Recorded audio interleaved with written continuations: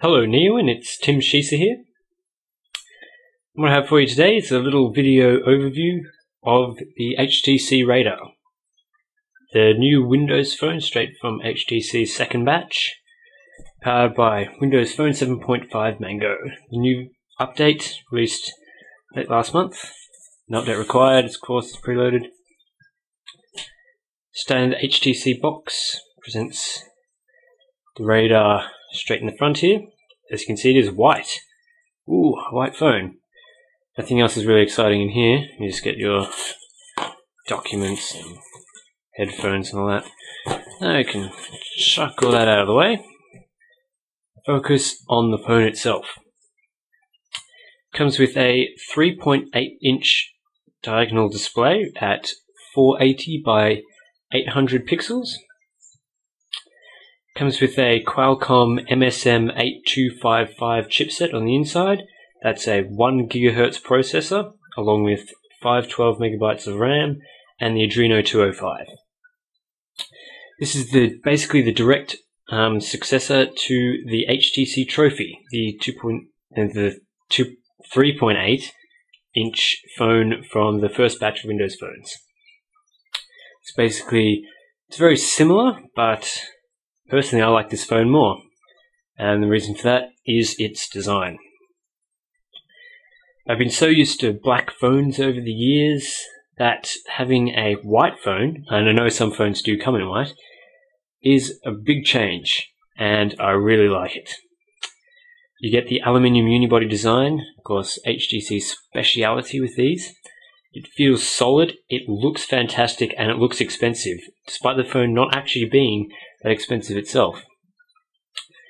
Unfortunately, the white rim around the outside does make for some glare in direct sun, which can dim the apparent brightness of the display, despite it actually being quite bright. Some of this is seen here on the camera here. As you can see, the white frame is a lot brighter than the screen, but I'm looking at it, it's not actually that bad. Another thing I really like about the design is the soft touch plastic white bits, and despite it not being metal, they add a bit of highlight to the overall design and feel great. Under here is just a SIM card, no external removable battery.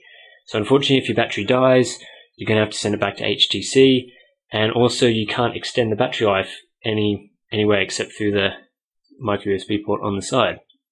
Of course, you get a two-stage camera button, you get volume rocker button on the top there for power, and 3.5mm headphone jack, and of course capacitive buttons as required for Windows Phone.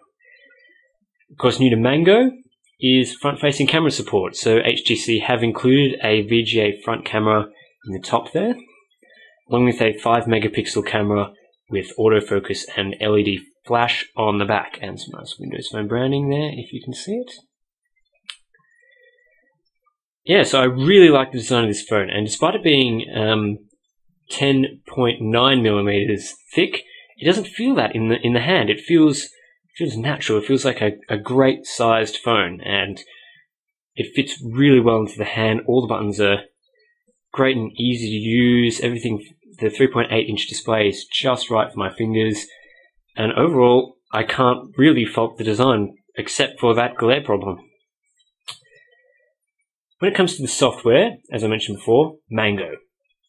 And really, there's not much customization going on here by HTC at all, because obviously they must think, well, Windows Phone is good enough. You get the HTC hub here, HTC Watch Photo Enhancer. Photo Enhancer just is pretty basic photo enhancer app. It's pretty obvious. HTC Watch, that's not available here in Australia. I believe it allows pay-per-view videos over in Europe, but service isn't running here right now. And HTC Hub shows you weather, stocks, and currently says it's sunny here, but looking outside, no, it's not sunny. You get a couple of others, local scout, and you also get in the settings down here you can see Sound Enhancer. Sound Enhancer allows you to change between no effects and the built-in SRS enhancement, Now, SRS is enabled by default on the device, and I plugged in headphones to listen to some music for the first time, and it sounded terrible. It was filled with bass, it was heavy, it sounded crap, and through the external speaker, yeah, it sounded great, but not through my headphones. I was wondering what was going on. I thought HTC hasn't made this bad audio. Yeah, it turns out it was the SRS. Turn it off, it's all fine. And I normally compare phone audio to the Samsung Galaxy S, and I do have to say that it comes pretty close. It's not exactly the same in any way, but it does come close. And for all intents and purposes, it's pretty good. When it comes to the cameras on the device, the front-facing camera is, well, not great. Of course, as you'd expect, it's only VGA. On the back, though, 5 megapixel with 720p HD video recording. It does take some nice shots. It's not as good as the Xperia Ray, which I recently reviewed, but it's much, much better than the HTC Mozart I reviewed a while back, the first Windows phone I'd ever used. Didn't really like the software, and I definitely didn't like the camera, but they've really improved, and yeah, well, that goes to Microsoft, really. Also do a little size comparison here. Here's an iTunes gift card, same size as your credit card. I don't want to show that on video, obviously. Fits the 3.8-inch display perfectly, so if you're just wondering about the size, there you go. It's a bit tall. I want to see that's in my hand. Just for some people there. Alright, on to performance. Now, the Trophy had a 1 GHz QSD 8250 processor. This is also a 1 GHz processor, the MSM 8255.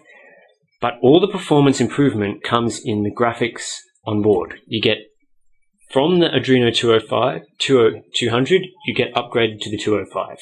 And that comes with basically double the graphics performance. In benchmarks, it jumped considerably.